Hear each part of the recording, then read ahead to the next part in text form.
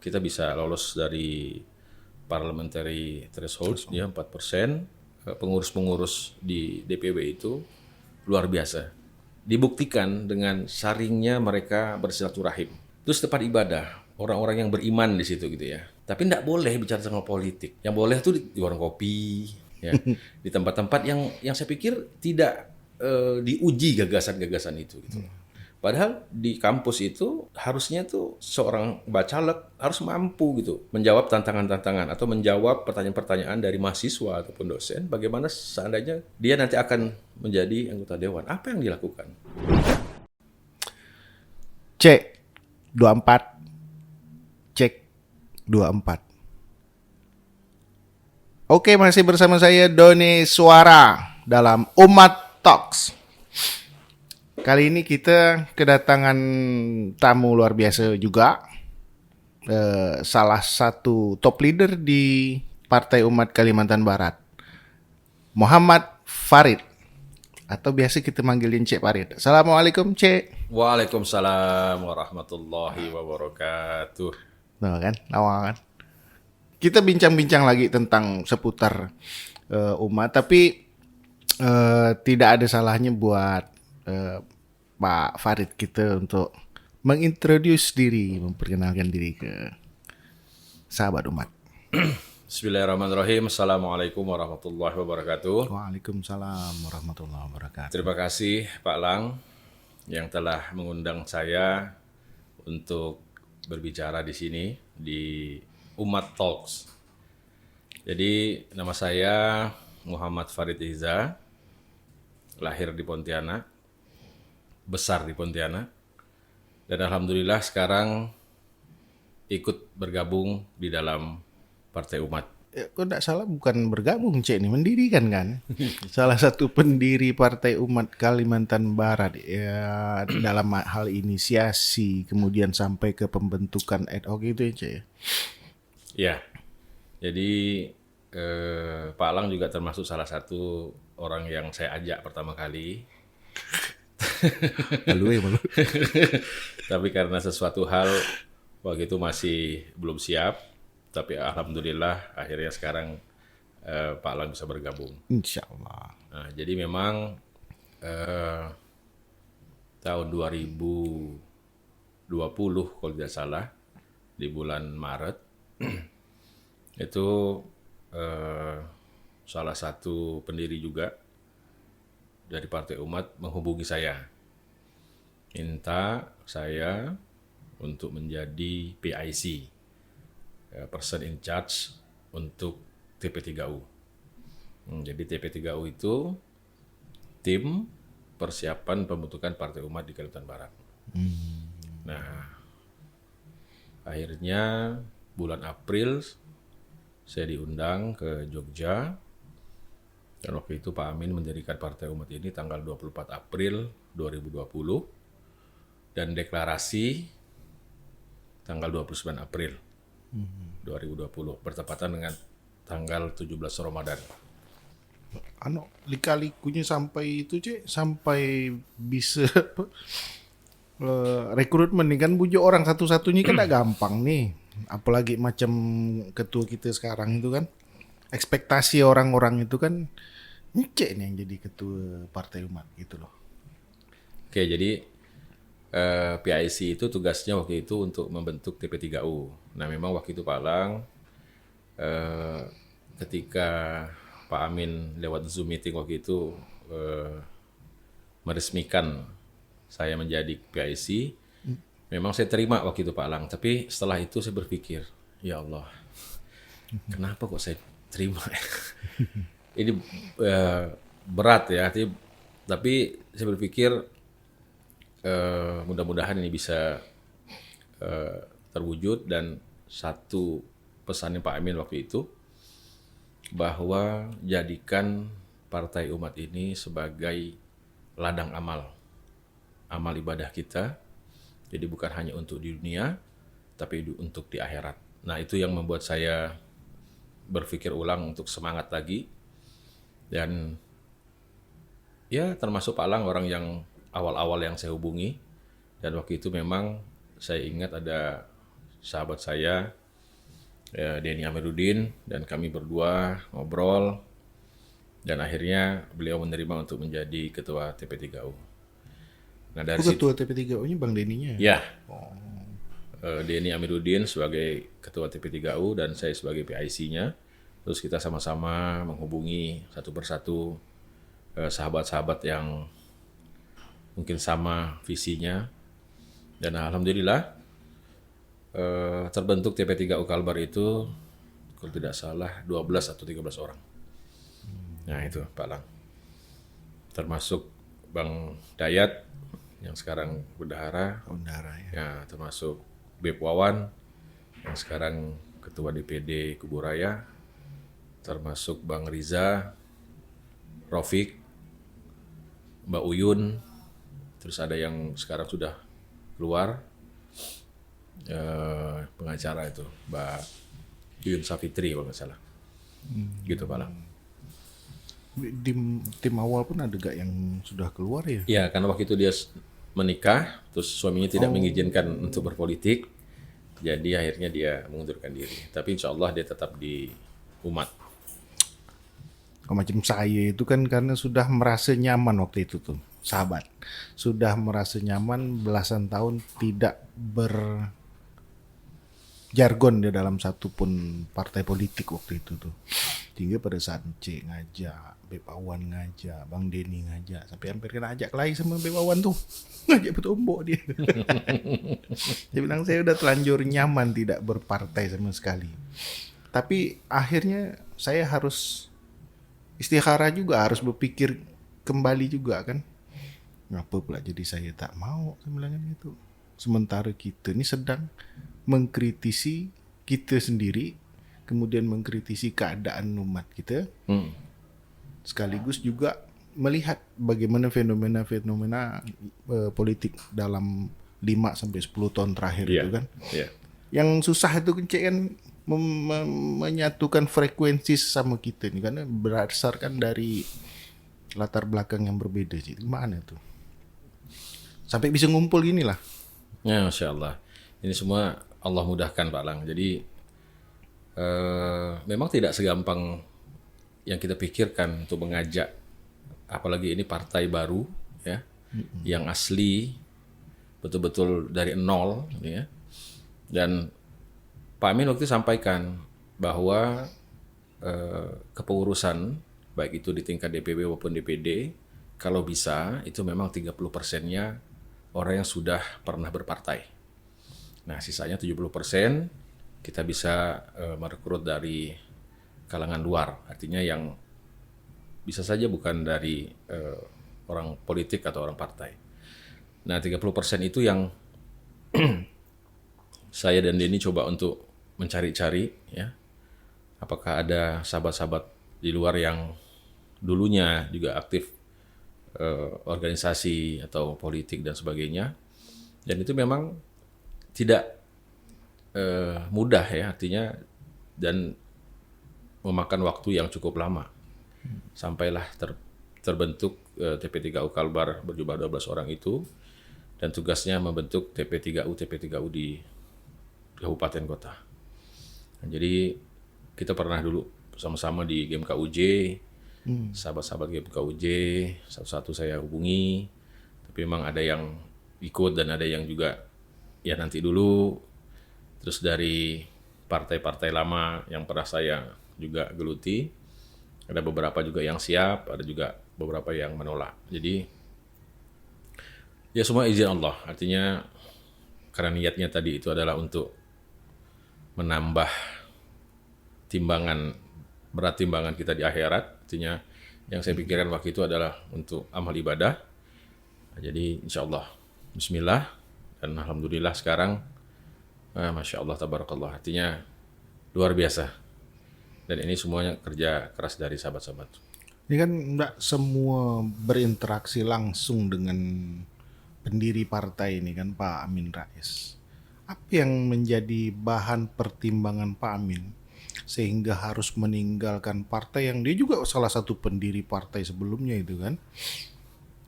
tiba-tiba bisa meninggalkan. Tentu dia akan meyakinkan orang-orang di awal dulu kan, sebelum akhirnya sama-sama mendeklarasikan dan membentuk Partai Umat ini di provinsi-provinsi lain.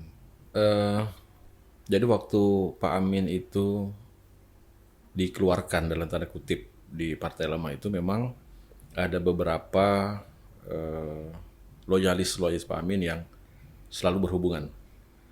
Sempat juga waktu itu saya diundang ke Jogja dan Pak Amin sampaikan bahwa beliau akan mendirikan partai baru selain Partai Lama itu. Nah, mungkin dari loyalis yang di daerah-daerah itu memang sudah ada ya. Dan itu memudahkan kita untuk pelan-pelan membentuk TP3U yang awal dari embrio partai ini terbentuk. Termasuk loyalis yang di Kalbar sini. Termasuk loyalis yang di Kalbar. Artinya waktu itu sebelum PIC itu ke saya, tapi saya tidak sebut nama ya, ada memang satu yang awalnya ditunjuk. Tapi karena dia tidak mampu dan dia mengundurkan diri. Nah, makanya hari itu di bulan Maret itu salah satu itu menelpon saya dan meminta saya untuk menjadi PIC dan ya tadi yang saya sampaikan di awal bahwa saya terima, habis itu saya langsung ya Allah mau nyesal. Soalnya saya kalau di partai lama ya, artinya di partai lama saya masih bisa mikir, oh ya ini si A, si B, si C, saya bisa hubungi. Tapi betul-betul pada waktu itu saya siapa yang saya harus hubungi gitu ya. Tapi ya itu karena Allah mudahkan jalannya ketemu dengan ini sampai ada beberapa nama mantan bupati, ada beberapa bupati yang saya hubungi, ya ada yang hari ini dia bilang dia siap, besoknya ditelepon lagi, enggak usah lah gitu ya. Oh, ini masih dan memang ya tidak mudah Pak Lang artinya membentuk partai itu dari awal, apalagi ini memang dari nol dan memang kita tidak ada biaya ya.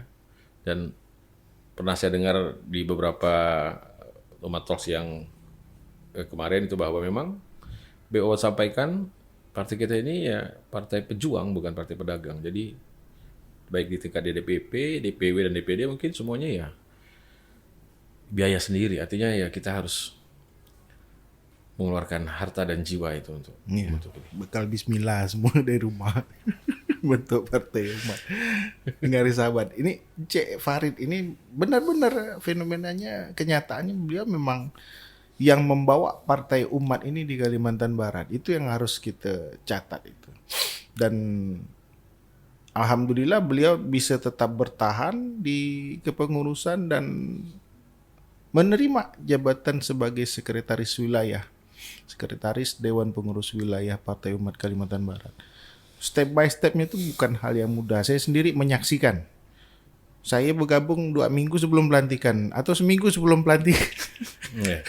Seminggu sebelum pelantikan itu. Dan dipercayakan waktu itu sebagai ketua bidang litbang. Itu saya sendiri ngeblank sampai hari H pelantikan saya ngeblank mau ngapa gitu. Karena itu tadi saya udah merasa nyaman tidak berpartai selama belasan tahun meskipun background kita sospol kuliahnya. Tapi karena merasa nyaman nyaman dan terlanjur basah di berkecimpung di kebudayaan, di kesejarahan selama beberapa tahun terakhir ini kan, sehingga ketika masuk tawaran-tawaran di ya fair aja lah macam Demokrat, Golkar atau yang lain lah yang menawarkan diri. Saya dengan mudahnya mengatakan tidak. Bahkan dengan Partai Umat di awal pun saya mengatakan tidak itu kan. Saya siap bantu, saya siap dukung tapi tanpa menjadi pengurus. Waktu itu saya bilang kan. Yeah. Cuman akhirnya dengan logika-logika beberapa sahabat-sahabat kita, di situ saya mulai berkontemplasi lah. Sehingga harus wajib menyatakan ya karena memang kita tidak bisa selamanya jadi penonton. Yeah. Itu yang saya catat buat diri saya pribadi itu, Cek. Beban-beban yang Cek alami selama menjadi ini kan kita menjelang pemilu ini. Menjelang pemilu ini berat semua nih, Cek. Semua merasakan maju mundur, ada yang mau jadi pengurus siap berjuang bersama, tapi begitu ditawarkan jadi caleg malah keringetan gitu. Ini gimana nih?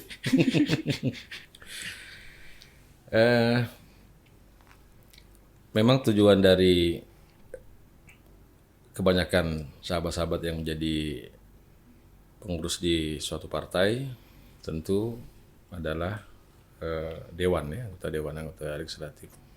Tapi memang tidak semuanya tujuan dari sahabat-sahabat khususnya di Partai Umat ini untuk menjadi anggota dewan. Banyak yang saya tanya ketika mau bergabung untuk menjadi pengurus, yaitu untuk mencari teman, untuk mencari jaringan, untuk mencari pengalaman berorganisasi, ya itu.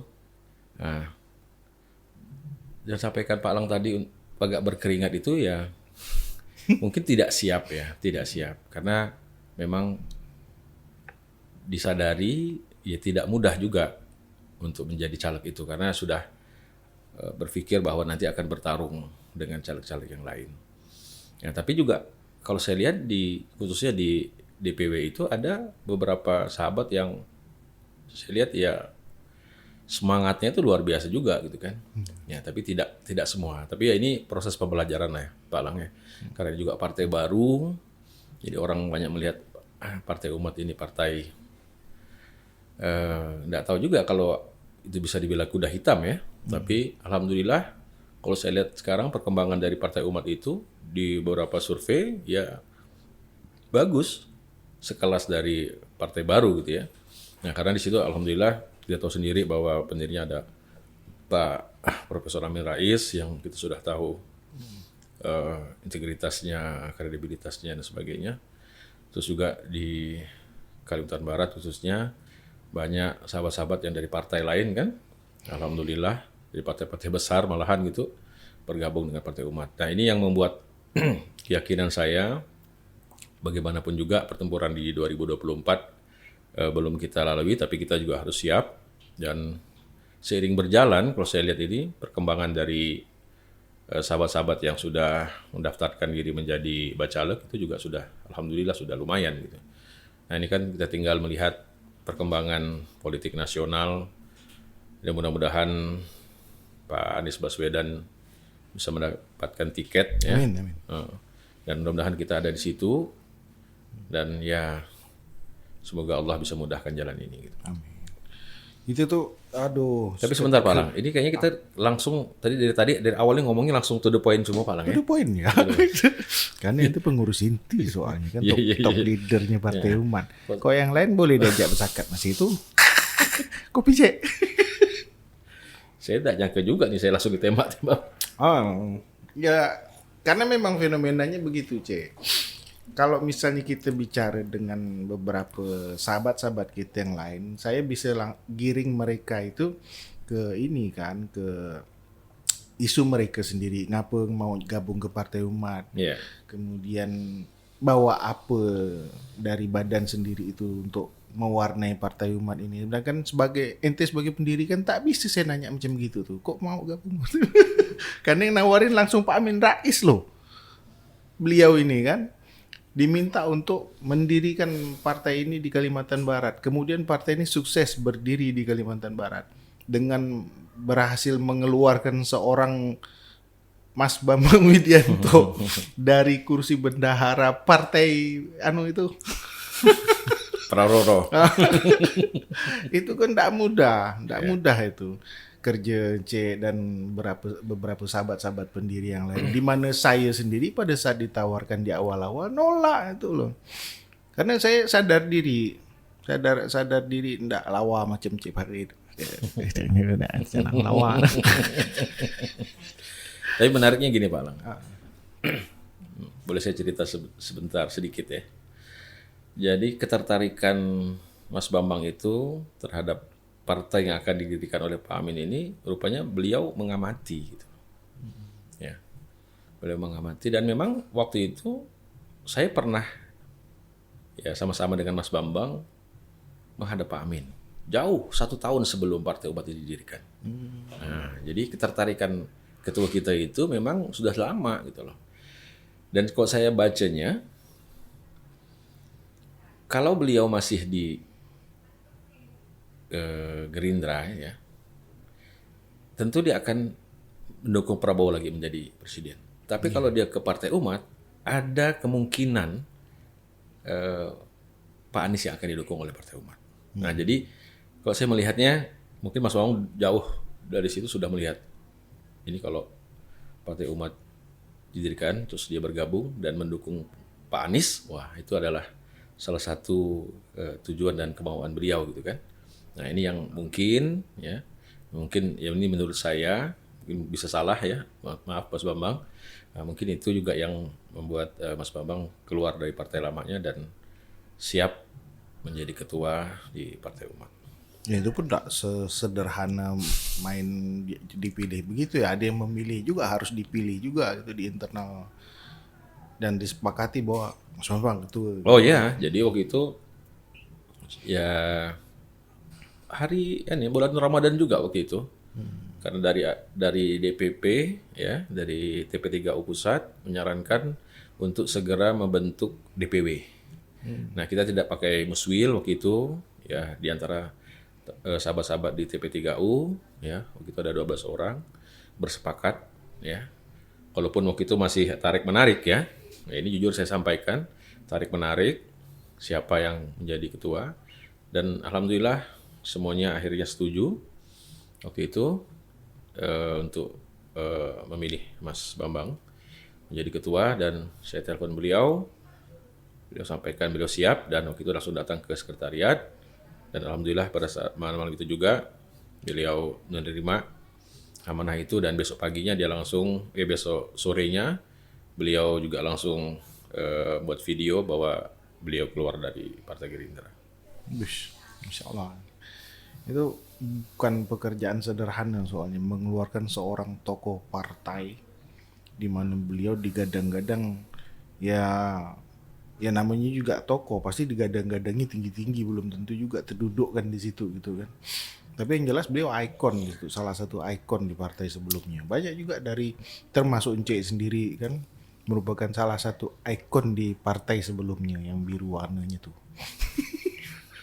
Iya. Kalau saya memang bebas, saya bukan tokoh partai politik mana pun. Agak-agak merah sedikit malah. Ke depan Cek, dalam menggiring Partai Umat Kalimantan Barat, konteks kita kan Kalimantan Barat nih, ke depan cita-cita Cek, kemudian ekspektasi dan langkah-langkah apa aja yang sudah Cek persiapkan untuk jelang pemilu 2024. Kita orientasi tetap pemilu 2024 dong kan, pasti. Yeah. Apa yang sudah Cek persiapkan? Di DPW itu bersama-sama dengan BPPW ya, yang Pak Alang juga menahkodainya. Jadi harapan saya secara pribadi dalam tingkatan pencalekan nanti, ya mudah-mudahan semuanya bisa terisi. Artinya kuota-kuota dari para caleg di tingkat DPW atau provinsi, dan mudah-mudahan di DPR RI juga semuanya bisa terisi. Dan saya berharap secara nasional ya kita bisa lolos dari parliamentary threshold ya 4%.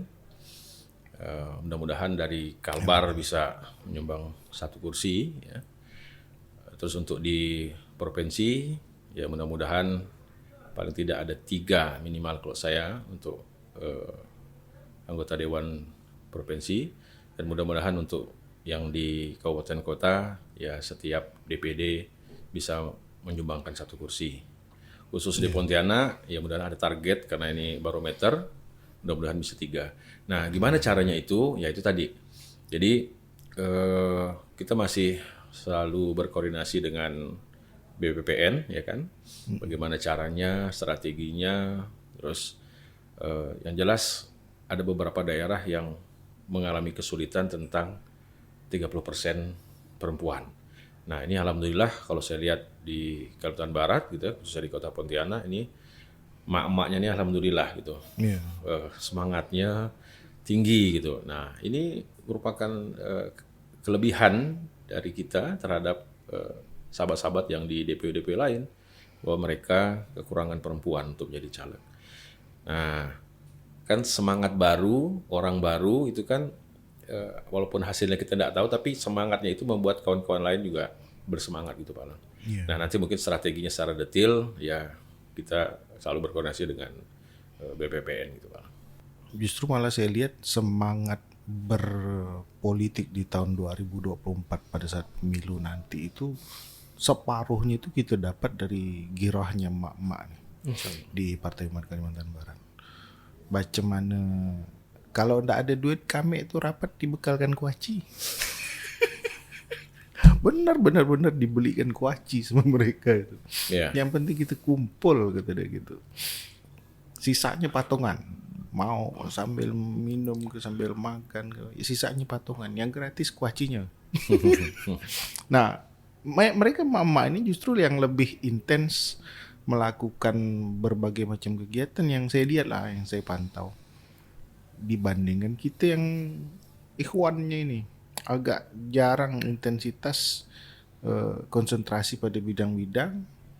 Tapi saya optimis di menjelang akhir-akhir masa pendaftaran bacalek ini Girah itu akan muncul. Amin. Cuman kita butuh apa? Kita butuh impuls sugesti baik dari ketua dan sekretaris wilayah kepada mereka ini, para pengurus ini. Lanjut Cek, tentang strategi kita nih. Biar bagaimanapun sahabat-sahabat umat juga pengen mengenal profilnya Cek Farid kita ini kan, Pak Sekwil nih, ganteng. Gimana ada bininya bawa satu sih? Kalau strategi mungkin Pak Lang yang lebih jago ya. Ngadagi. dan juga tidak mungkin kita bongkar di sini Pak Lang strategi. Yeah. Tapi yang jelas saya melihat giroh ya, semangat pengurus-pengurus di DPW itu luar biasa. Dibuktikan dengan saringnya mereka bersilaturahim. Nah, ya, dulu saya pernah juga berpartai, tapi saya tidak melihat aura ya dari sahabat-sahabat ini yang mau jadi caleg itu seperti di Partai Umat. Jadi, wah masya Allah gitu.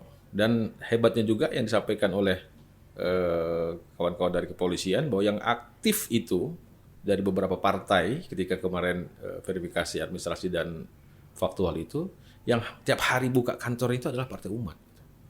Nah, saya tidak tahu juga kalau ini apakah semangat ini tiba-tiba datangnya atau cuma sementara gitu.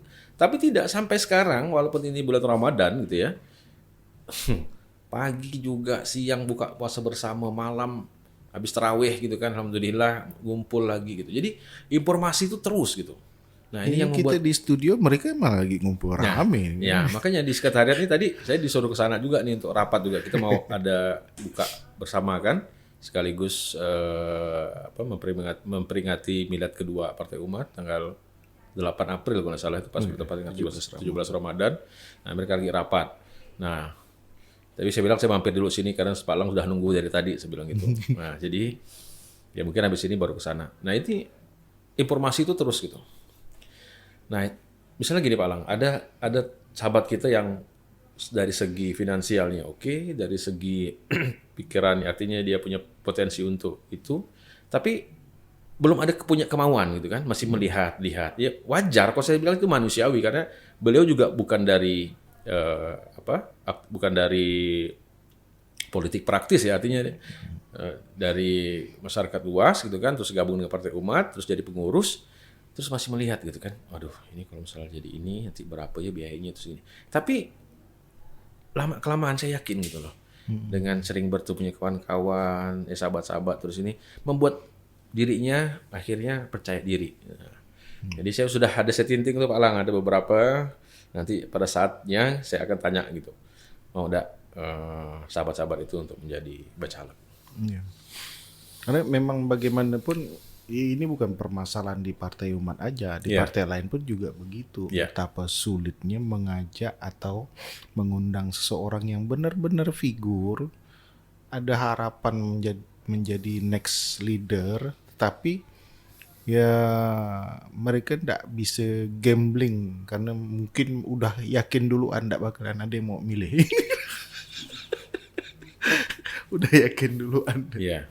Sementara orang-orang yang justru memang sudah pemain lama akhirnya main terus, barulah akhirnya banyak kekecewaan pecah internal dan lain sebagainya. Itu udah fenomena di hampir semua partai politik. Mudah-mudahan Partai Umat tidak begitu sih. Ya. Justru kita ini kan sedang mencari ruhnya gitu kan, sedang berupaya untuk menjadi penguasa baru. Bohonglah kita berpolitik seperti ini, mendirikan Partai Umat, bergabung dengan Partai Umat tanpa berorientasi pada kekuasaan. Cuman bagaimana kekuasaan itu kita bisa bijak ya gitu kan. Iya, betul. Keren cek kok misalnya ini kita punya leader macam Mas BW, macam Cek Farid yang tidak hanya memimpin organisasi aja gitu, tapi juga memimpin banyak orang, masyarakat dalam konteksnya seperti ini. Makanya tadi saya tanya konsep-konsep paling tidak ekspektasi dalam menuju pemilu 2024. Karena semua akan bertanya tentang itu di partai masing-masing.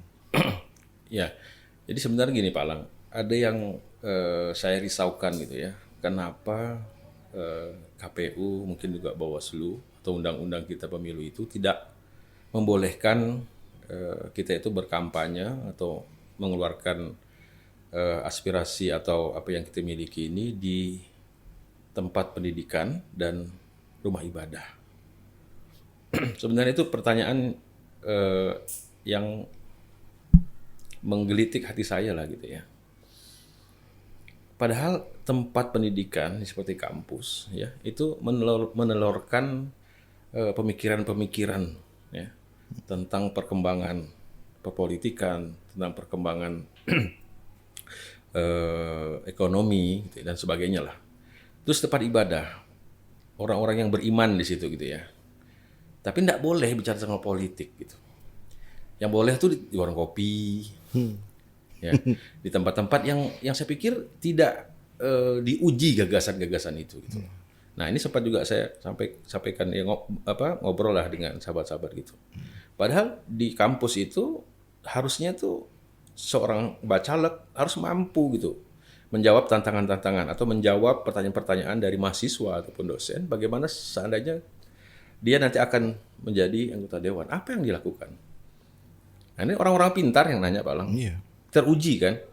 Nah, terus ke tempat ibadah. Kenapa tidak boleh tempat ibadah? Padahal di situ orang yang beriman, artinya orang yang punya keyakinan gitu kan dengan Tuhannya. Lalu tidak boleh, terus jadi gimana kita mau menguji seorang itu supaya kita yakin untuk memilihnya gitu kan? Ya, di tempat-tempat mana gitu? Dan ada fit and proper test yang tertulis maupun tak tertulis, dan orang pasti akan mencari rekam jejak. Kalau orang jarang keluar masuk masjid, tiba-tiba mencalonkan diri, lalu tiba-tiba pada saat dia punya cita-cita itu malah lebih rajin ke masjid hanya untuk mendapatkan dukungan. Mungkin ini yang dianggap tidak boleh menjadikan tempat ibadah sebagai sarana berpolitik. Tapi tidak tahu kalau di keyakinan lain ya. Kalau di Islam surah politik itu turun pada saat Nabi masih di atas mimbar. Surah Ar-Rum, Ghulibatir Rum. Itu turun pada saat Nabi masih di mimbar, dan Nabi langsung menyampaikan itu kepada sahabat-sahabat, kepada umat pada zaman itu gitu. Itu surah politik, ayat politik yang turunnya justru di masjid. Yang hari ini kita dilarang tuh.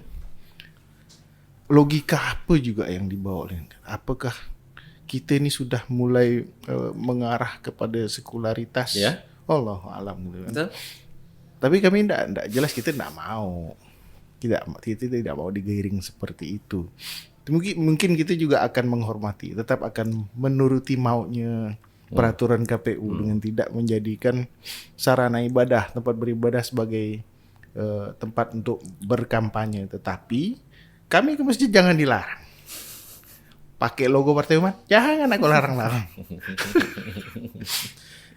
Sebagian kawan-kawan kita nak ke gereja pakai logo umat. Jangan kau larang. Karena di situ tempat bertemu dengan orang-orang sehat gitu, Bang.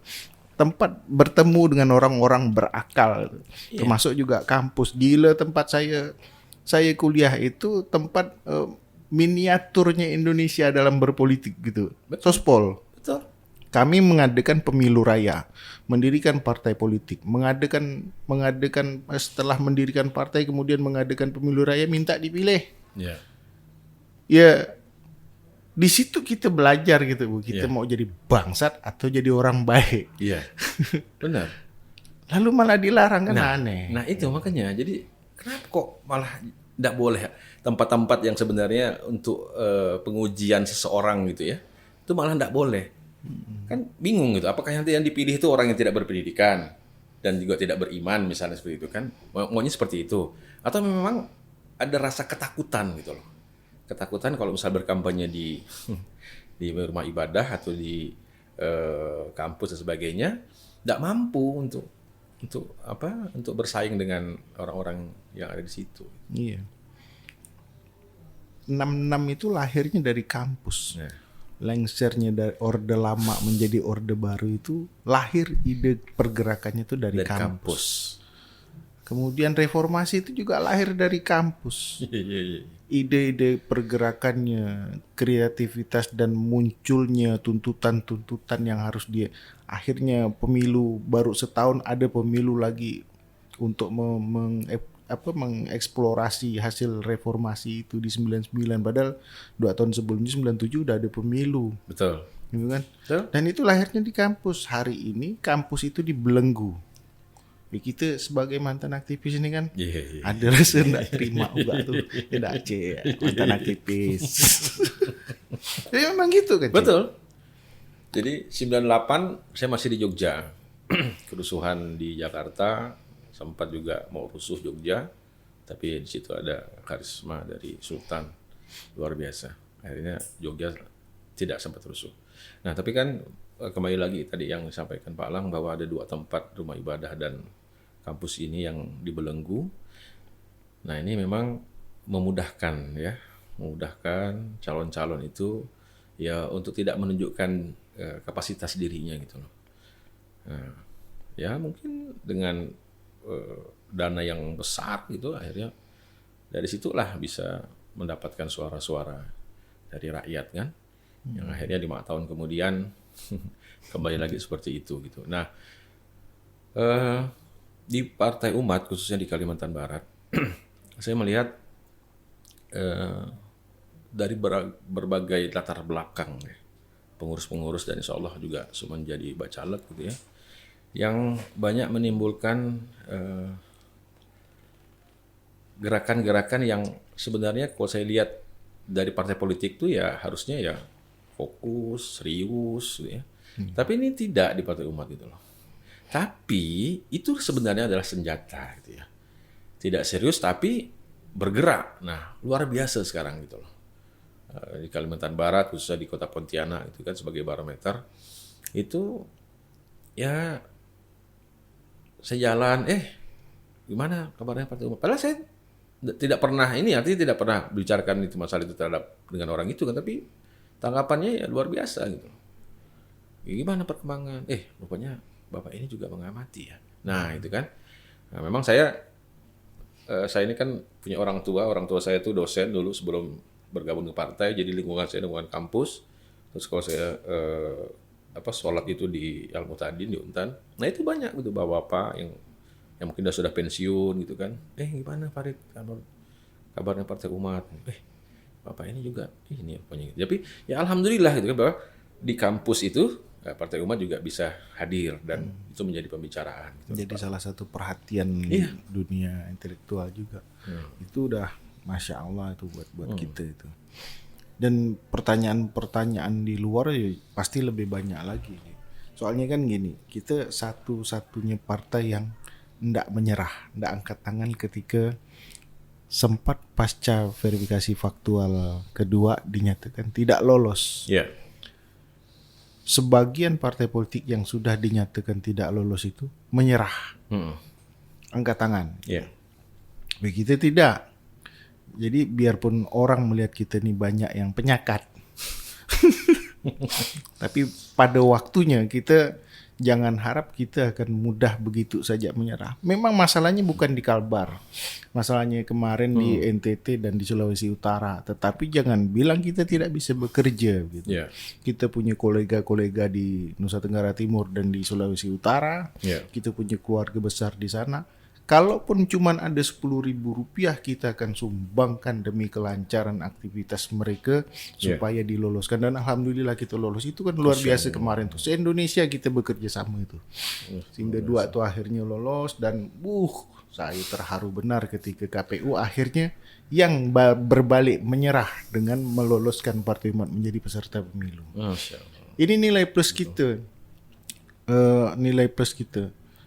Rugi kok misalnya kita tidak memanfaatkan momentum yang terbaik ini, tidak bekerja di bawah gitu. Ya. Tinggal sekarang kan bagaimana kita mendapatkan simpati dari umat. Nah, nama partainya sudah Partai Umat. Masya Allah. Untuk yang Muslim, kita punya tokoh-tokoh Muslim. Untuk yang Katolik, kita punya tokoh-tokoh Katolik di sini. Untuk yang Hindu, Buddha, orang Buddha ada, Hindu mungkin belum ada ya. Tapi kalau untuk yang Buddha sudah ada yang mencalonkan diri dari Partai Umat, mendaftarkan diri. Saya maunya jadi kader Partai Umat katanya. Kan ada umat Buddha soalnya. Yang disebut umat itu bukan cuma Muslim. Ada yang cek benar. Iya. Wakil ketua kita tuh si Muhammad Taufik yang menerima berkas pendaftaran itu. Saya tuh tercengang benar sampai balik ke rumah saya masih speechless gitu. Wow. Ada orang Buddha nyalek. Iya. Di Kalbar ya? Di Kalbar. Dan lo kenapa tidak? Iya. Ya boleh lah. Itu hak politik dia gitu. Dan kita bukan partai yang mempertegas identitas tapi bukan satu identitas. Betul. Itu yang saya tafsirkan gitu, yang saya pahami. Mudah-mudahan ke depan justru lebih ya tinggal bagaimana menunjukkan gerak kita di tengah umat. Insya Allah. Next cek gimana?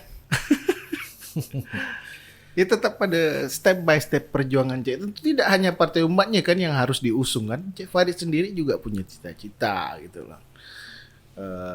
Apakah di Pontianak kah perjuangannya, atau di RI kah perjuangannya, atau di ya paling tidak menjadi seorang sekretaris wilayah, menjadi pendiri Partai Umat di Kalbar.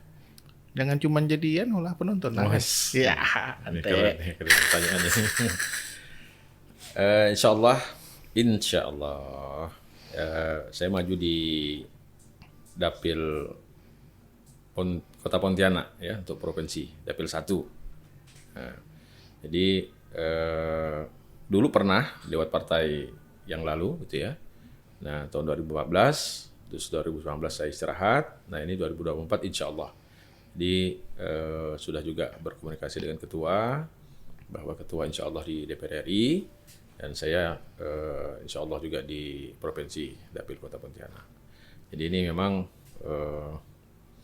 banyak yang harus dipersiapkan Pak Lang, terutama saksi ya. Karena kita juga bekerja nih dengan saksi. Karena kalau tidak salah, untuk di dapil saya 1.300 TPS gitu ya.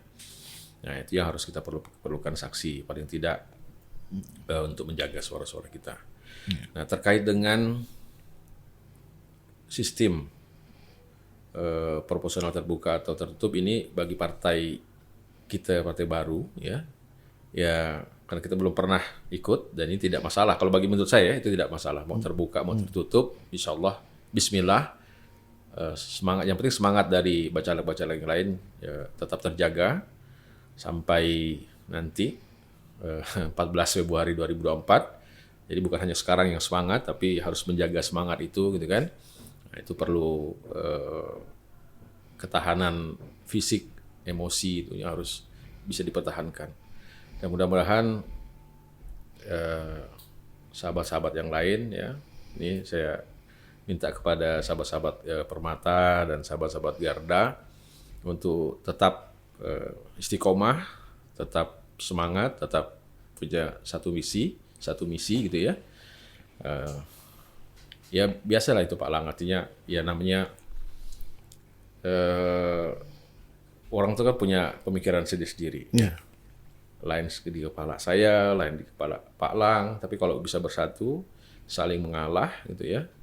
Ya saling bisa menerima pendapat orang lain, saya pikir itu tidak jadi masalah. Kalau sama semua udah asik. Dan ya itu yang ingin saya sampaikan tadi itu Pak Lang. Bahwa kalau bukan saya dan teman-teman yang di TP3U itu punya ego yang tinggi satu sama lain, tidak akan jadi Pak Lang. Nah, tapi karena tadi itu semuanya bisa menerima, bisa mengalah, bisa menerima. Akhirnya alhamdulillah ya, atas izin Allah sampai sekarang Pak Lang juga mau bergabung dan alhamdulillah kita sudah ada 14 DPD, terus ratusan DPC gitu kan, lewat dari administrasi dan faktual. Tinggal kita yang Pak Lang tadi sampaikan, tinggal semangat kita harus kita jaga, strategi apa yang kita mainkan. Mudah-mudahan kita bisa memberikan beberapa kursi di Kalimantan Barat. Amin. Ya. Cukup waktu. 45. Alamak. Biasanya aku kasih saya nih. Lagi panas ya. Ante. Udah berapa menit Pak Lang? 45 menit. Oh, Insya Allah. Gila. Oke. Ini karena kopinya nih Pak Lang, Iya. yang buat saya bisa Segar ngomong gitu terus. dari Padahal saya ini kan jarang ngomong Pak Lang. Ate. Baiklah, sahabat umat, pasti belum puas kan dengan bincang-bincang kita, baik dengan beberapa sahabat-sahabat kita sebelumnya maupun sekarang dengan sekretaris wilayah DPW Partai Umat Kalimantan Barat. Banyak yang ingin ditanyakan. Mungkin kalau ada yang ingin bertanya, sudah bolehlah saya buka line pertanyaan di komentar di channel YouTube ini. Silakan sampaikan pertanyaan-pertanyaan kalian. Pertanyaan ini akan saya lempar pada narasumber berikutnya. Gitu. Entah. Karena masih ada ketua Iya. yang belum nih. Masih ada Masih banyak tuh. Pak Bendara belum. Dan beberapa ketua DPD yang insya Allah kalau mereka 1-2 sudah ada yang menyatakan siap, akan kita hadirkan di sini gitu ya, Jack. Siap. Karena biar bagaimanapun yang benar-benar menjadi ujung tombak partai ini itu adalah mereka yang di DPD. Kami ini hanya mensugesti pejuang-pejuang sebenarnya kalian yang di DPD Singkawang, Pontianak, Mempawah, 14 kabupaten kota yang ada di Kalbar dan seluruh Indonesia lah. Karena mereka yang akan sangat berurusan dengan umat. Terima kasih, Cek. Sama-sama Pak Lang. Mudah-mudahan ada pertemuan-pertemuan berikutnya. insyaallah. Ini bukan jadi pertemuan pertama kita. Asik. Dan Ramadan ini mendapatkan keberkahan Amin, atas ya Allah. komunikasi ini. Dan mudah-mudahan ulang tahun kedua Partai Umat tanggal 17 Ramadan nanti membukakan pintu kemenangan bagi Amin kita, ya Allah. para fungsionaris Partai Umat dan kader-kader Partai Umat untuk keluar dari Ramadan sebagai pemenang. Amin. Dan bertemu dengan pemilu 2024 pun sebagai pemenang. Amin ya rabbal alamin. Billahi taufiq wal hidayah. Assalamualaikum warahmatullahi wabarakatuh. Waalaikumsalam warahmatullahi wabarakatuh.